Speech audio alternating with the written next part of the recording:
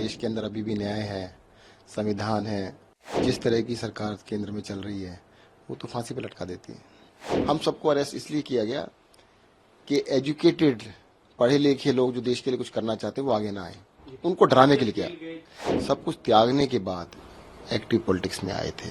इन्होंने solitary confinement में रखने की कोशिश की कि कोई मिल नहीं सकता, कोई बात नहीं कर सकता है। मेरे साथ अत्याचार किया गया। जो जो वीडियो की आप बात कर रहे हैं वो एक अति जिसे कह सकते हैं। कल आखिरकार आप रेगुलर बेल पे जमानत पे बाहर आ गए, क्या कुछ पहली प्रतिक्रिया क्या होगी? कल सभी नेताओं से मुलाकात की आपने, अरविंद केजरीवाल से भी मिले कल? सबसे मिले, बड़ी खुशी की बात है।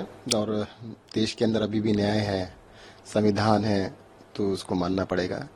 अगर संविधान नहीं होता, न्याय नहीं होता, अदालतें नहीं होती तो शायद जिस तरह की सरकार केंद्र में चल रही है वो तो फांसी पे लटका देती है। एक्सपीरियंस कैसा रहा इतने दिनों जेल में रहने का? कटु अनुभव काफी रहे। आप बीच में एक बार बाहर आए भी तो मेडिकल बाहर आए। देखिए, अनुभव तो जो है ना, ये पहले से पता था। अरविंद केजरीवाल के साथ जब स्टार्ट किया था ना, उन्होंने सबसे पहले कहा था, देखो इस देश की राजनीति को बदलने की हम लोग कोशिश कर रहे हैं और जो भी इसको कोशिश करेगा तो उसको जेल तो जाना पड़ेगा ही। तो ये काफी लगता था, पर कई बार ये भी लगता था कि यार ये सिर्फ हम बातें कर रहे हैं, ऐसा थोड़ा होता है। अब तो देश आजाद हो गया है, अब इतना वैमनस्य द्वेष इतना ज्यादा नहीं होगा। पर पता नहीं था कि भी नेता लोग इतने मन में द्वेष भर के रखते हैं। देखो, देश के लिए सब भले करने के लिए आए हैं ना, सारे जितने भी लोग हैं, पार्टियां हैं, देश का अच्छा करना चाहती हैं। तो उसके अंदर तुम हमसे अच्छा काम कर लो भाई। अरविंद केजरीवाल अगर दिल्ली में अच्छा काम कर रहे हैं तो उनको रोकने की बजाय तुम उनसे अच्छा काम कर लो भाई। जो भी अरविंद केजरीवाल ने किया तुम कॉपी कर लो, पूरे देश में कर लो। करना हम कुछ नहीं करेंगे, पर इसको करने भी नहीं देंगे। और सबसे बड़ा कारण क्या है कि भाई ये जेल जाने के बाद ये अनुभव हुआ कि भाई कई बार सोचा कि भाई मुझे जेल भेज दिया, अरविंद जी को जेल भेजा, मनीष जी को भेज दिया, संजय सिंह को भेजा, कितने तमाम हमारे नेताओं को जेल भेजा।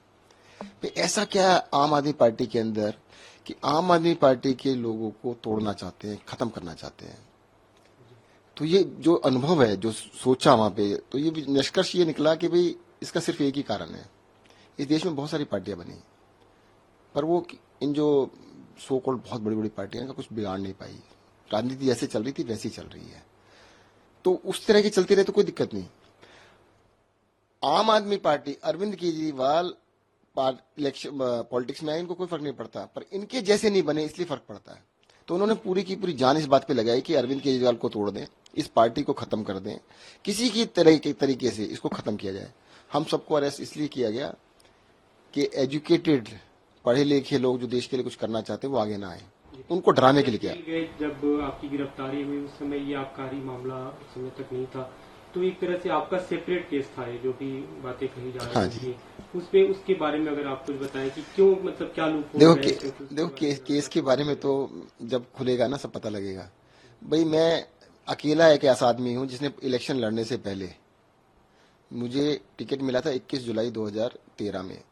आम आदमी पार्टी ने 2013 में 21 जुलाई को टिकट दिया था और 31 जुलाई 10 दिन के अंदर मैंने सारे अपने बिजनेस बंद कर दिए थे, सब कुछ छोड़ दिया था। मैंने कहा मैं दो चीजें नहीं कर सकता, पब्लिक सर्विस और अपना बिजनेस।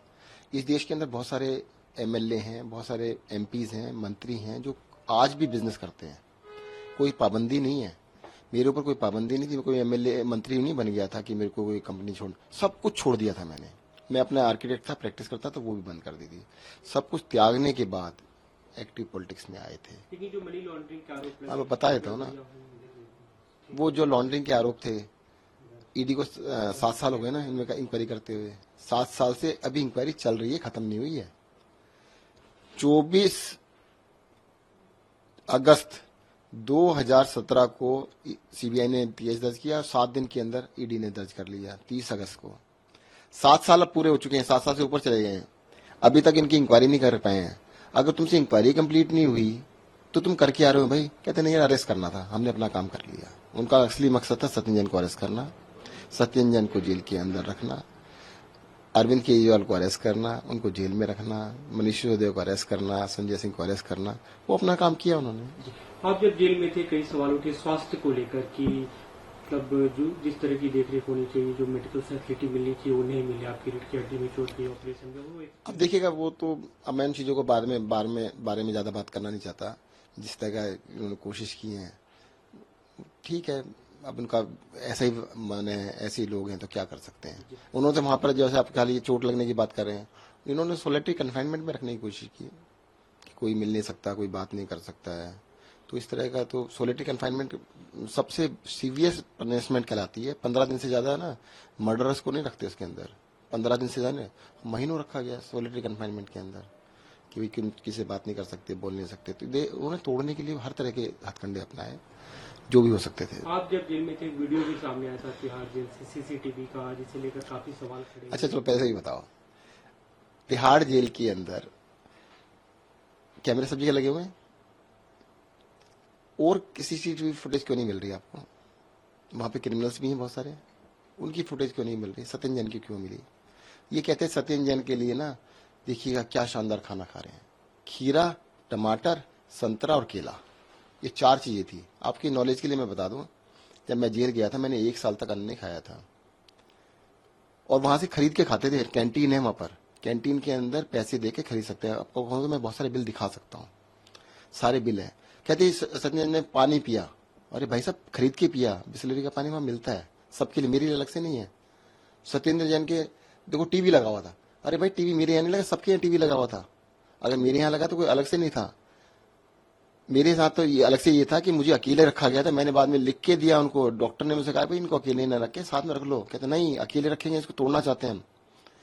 तो मेरे साथ अत्याचार किया गया। जो जो वीडियो की आप बात कर रहे हैं वो एक अति जिसे कह सकते हैं। अरे मुझे सर्जरी हुई थी, मुझे डॉक्टर्स ने कहा था बेड रेस्ट नहीं, एक्सक्लूसिव बेड रेस्ट कि मेरे को कहा गया था। मुझे अस्पताल में रखना था कि वहां के स्टाफ ने बोला कि जी हम आपको ओपीडी में ना रख के, हम आपको चक्की कहते हैं, रूम को कहते हैं, वहां रख लेते हैं और फैसिलिटी वहां पे दे देंगे। मैंने कहा मुझे जब झुकना मना है, मैं कुछ उठा नहीं सकता। कम से कम 1 महीने के लिए एक्सक्लूसिव बेड रेस्ट किया गया था कि 1 महीने तक आपने हिलना भी नहीं है। तो उस टाइम पर मेरे पैरों में इसमें बहुत ज्यादा पेन था, तो उन्होंने अरेंज किया था। अच्छा आप कह रहे हो मसाज की बात कर रहे हैं, चलो कभी ये पूरे कपड़े पहन के मसाज होती है? आपने वो वीडियो दोबारा देख लेना, खोल के देखना। अरे भाई फिजियोथेरेपी कर रहा था वो बेचारा, कहते वो मसाज करा रहे थे। आप भी करा लो भाई, ऐसे मेरे को दिखा देना। और अगर हिम्मत है ना, उस तिहाड़ जेल की जो एक्चुअल में मसाज होती है उनकी फोटो निकाल के दिखाओ ना, उनकी तो नहीं दिखाते। अगर आप लोगों ने, एक आदमी बीमार है, उस बीमार आदमी का इलाज ना होने देने के लिए क्या उसको मारने की इच्छा थी? क्या मारना तो वैसे फांसी दे दो, उसके लिए तुम्हारे को कहते हैं क्या करने की जरूरत थी? तो मुझे लगता है ये इनके डर्टी पॉलिटिक्स है, गंदी पॉलिटिक्स में उतर गए। और मैं ये जानना चाहता हूं उनसे, चलो अगर बीजेपी वाले कहते हैं कि ये है वो है, वो आज क्यों नहीं चला रहे थे? गुजरात इलेक्शन थे तो वो चलान चालू कर दिया। सत्येंद्र जैन ये खा रहा, ये नहीं बताया उन्होंने कभी टीवी पे कि सत्येंद्र जैन 1 साल तक खाना नहीं खाया। मेरा 40 किलो वजन कम हो गया था एंड आई बस डॉक्टर को तो जब मैं बाहर आया था तो उनको तो ये लग रहा था पता नहीं इसको मर ना जाए। वो तो उन्होंने कभी नहीं दिखाया, वो तो कभी नहीं बताया कि हाँ जी सत्येंद्र मर सकता था।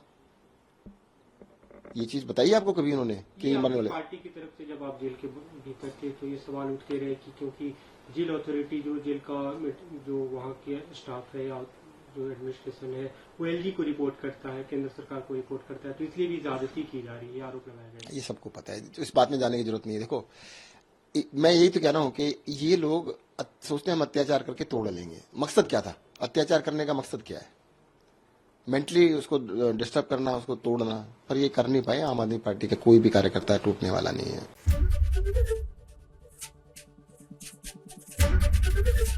एबीपी गंगा, खबर आपकी, जुबान आपकी।